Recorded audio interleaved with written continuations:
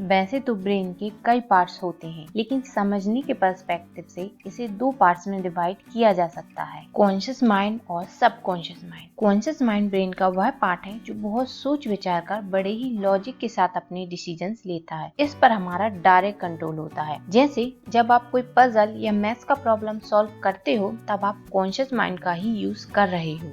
आपका conscious mind overall brain का सिर्फ 5% ही होता है। लेकिन अच्छी बात यह है कि हम कॉन्शियस माइंड के थ्रू हमारे सबकॉन्शियस माइंड को प्रोग्राम कर सकते हैं। दूसरी साइड सबकॉन्शियस माइंड ब्रेन का वह पार्ट है जो ऑटोमेटिक बैकग्राउंड में वर्क करता है, लेकिन इस पर हमारा कोई डायरेक्ट कंट्रोल नहीं होता। जो बातें, एक्शन, थॉट्स हम बार बार कॉन्शियसली रिपीट करते हैं, वह सभी चीजें सबकॉन्शियस माइंड में स्टोर हो जाती हैं। फिर उसी के अकॉर्डिंग हमारे एक्शन भी होते हैं। हमारी सारी हैबिट, हमारे बिलीव, हमारा बिहेवियर, ये सभी हमारे सबकॉन्शियस का ही पार्ट होते हैं। सबकॉन्शियस माइंड ओवरऑल ब्रेन का लगभग 95% होता है और यह कॉन्शियस माइंड से 10 टाइम ज्यादा पावरफुल है। जो बातें, बिलीव और नजरिया हमारा सबकॉन्शियस में स्टोर होता है, उसी से फिर हमारा फ्यूचर भी प्रेडिक्ट होता है। जैसे हम सभी को कॉन्शियसली ये पता है कि काम को कल पर टालना मीन्स प्रोक्रास्टिनेट करना एक अच्छी हैबिट नहीं है, और इस हैबिट के कारण हम कई बार बुरे रिजल्ट भी देख चुके हैं, लेकिन फिर भी हम प्रोक्रास्टिनेट करते हैं क्योंकि बार बार कॉन्शियसली काम को कल पर टालते टालते ये हमारे सबकॉन्शियस में रजिस्टर हो गया है। अब क्वेश्चन ये आता है कि ब्रेन बातों को सबकॉन्शियस में क्यों डालता है। हमारे ब्रेन का मेन मोटिव होता है एनर्जी की बचत करना, जो वह हैबिट बनाकर करता है। डे टू डे लाइफ में हम ऐसे बहुत से काम करते हैं जो बार बार करना होते हैं, जिनमें ब्रेन की बहुत सी एनर्जी खर्च होती है। इसलिए हम जो काम या एक्शन बार बार कॉन्शियसली दोहराते हैं, ब्रेन उन्हें हैबिट बनाकर सबकॉन्शियस में डाल देता है, जिससे आगे से वह काम हम बिना ध्यान दिए भी कर सकें और ब्रेन की एनर्जी बच सके। तो अच्छी बातें, अच्छे थॉट्स और अच्छे एक्शन जितना ज्यादा रिपीट होंगे, उतनी जल्दी ये सबकॉन्शियस में बैठ जाएंगे और हम नए बिलीव्स, नई हैबिट्स और नए एक्शन से सबकॉन्शियस को रिप्रोग्राम कर सकेंगे। वैसे तो इस बुक में सबकॉन्शियस तक अपना मैसेज पहुंचाने के लिए बहुत सी टेक्निक बताई गई हैं, लेकिन अभी मैं केवल 5 टेक्निक इस वीडियो के थ्रू आपसे शेयर करूंगी। Number 1, Bodine technique. फ्रांस के चार्ल्स बोडाइन ने इस मेथड की खोज की थी। चार्ल्स के अकॉर्डिंग सबकॉन्शियस में बातों को रजिस्टर करने का सबसे बेस्ट टाइम सोने से पहले का है। जब आप सोने की कंडीशन में होते हो, तब आपका कॉन्शियस बहुत कम, लगभग ना के बराबर एक्टिव होता है, जिससे आपकी डिजायर और थॉट्स डायरेक्ट सबकॉन्शियस में स्टोर हो जाते हैं। अपनी डिजायर या इच्छा को एक छोटे से सेंटेंस में फॉर्म करके उसे सोने से पहले 5 से 10 मिनट तक लोरी की तरह बार बार मन में कहिए और सो जाइए। ऐसा करने से सबकॉन्शियस माइंड आपकी डिजायर को एज इट इज लेकर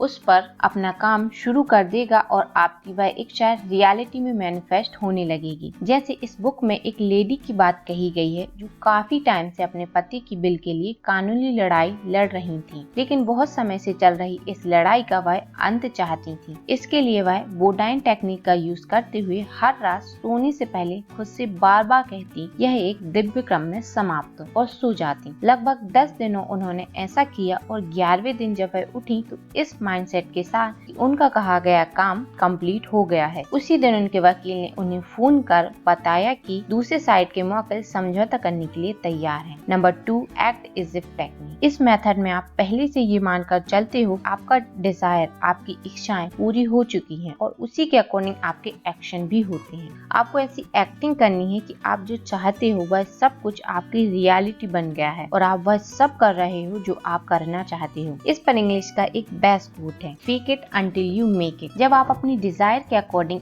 एक्ट करते और एक्शन लेते हो, तब आपका सबकॉन्शियस इसे सच की तरह ही लेता है और आपकी चाही गई बातें आपकी लाइफ में मैनिफेस्ट होने लगी हैं। जैसे अगर आप अच्छे रिलेशन चाहते हो तो ऐसा फील करो कि आपके रिलेशन सभी के साथ बढ़िया हैं। अगर आप कॉन्फिडेंट बनना चाहते हो तो आप अभी कॉन्फिडेंट हो, ऐसा एक्ट करो।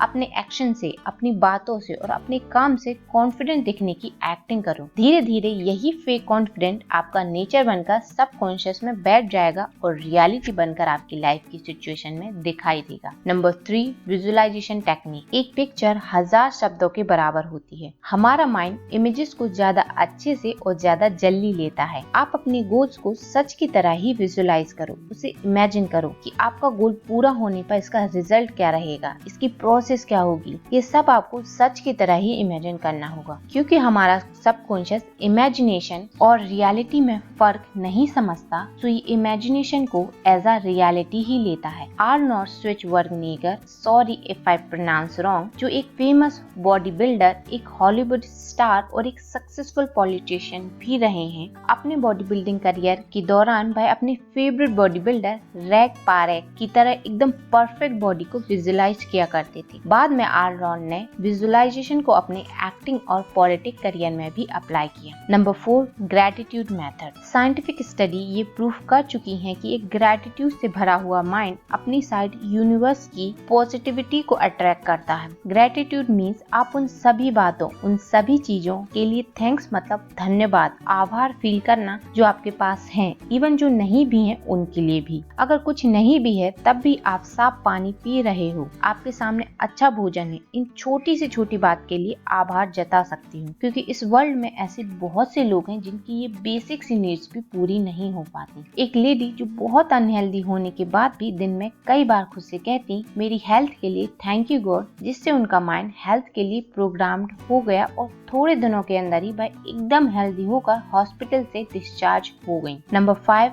Affirmation technique. एफर्मेशन मीन्स अपनी डिजायर, अपनी इच्छा को एक सेंटेंस में कन्वर्ट करके उसे बार बार एक ऑडियो की तरह पूरी फीलिंग के साथ अपने माइंड में प्ले करना, जिससे वह सेंटेंस हमारी थॉट प्रोसेस का पार्ट बनकर सबकॉन्शियस में बैठ जाए और हम उस पर ऑटोमेटिक एक्शन ले सकें। एफर्मेशन को करने का सबसे बेस्ट टाइम उठने के ठीक बाद का है, क्योंकि इस समय हमारे कॉन्शियस ब्रेन की एक्टिविटी बहुत कम होती है, जिससे बातें डायरेक्ट सबकॉन्शियस को हिट होती हैं। अपना डिजायरेबल सेंटेंस बनाते समय इसे प्रेजेंट टेंस में और छोटा बनाएं, जिससे ये आपको इजीली याद हो सके और पूरी पॉजिटिविटी और फीलिंग के साथ इसे बार बार दोहराएं। ओप्रा विनफ्री, जो कि एक फेमस हॉलीवुड स्टार हैं, ने भी अपने स्ट्रगलिंग दिनों में एफर्मेशन टेक्निक का यूज किया अपने सबकॉन्शियस को रिप्रोग्राम करने के लिए। ओप्रा कहती हैं, जो तुम्हारे पास है उसके लिए आभारी रहो, उसके आपके पास जो नहीं है अगर उस पर ध्यान दोगे तो आपके पास कभी पर्याप्त नहीं होगा। ये बातें मैंने आपको the power of your subconscious mind bye Joseph Murphy इस बुक से बताई हैं। अगर आप ये बुक खरीदना चाहते हो तो डिस्क्रिप्शन में दिए लिंक से जाकर ले सकती हो। वीडियो पसंद आया हो तो लाइक करें, कमेंट करके बताएं कि आप कौन सी टेक्निक यूज करोगे अपने सबकॉन्शियस को रिप्रोग्राम करने के लिए। शेयर करें अपने फ्रेंड्स के साथ। And last, thank you for watching.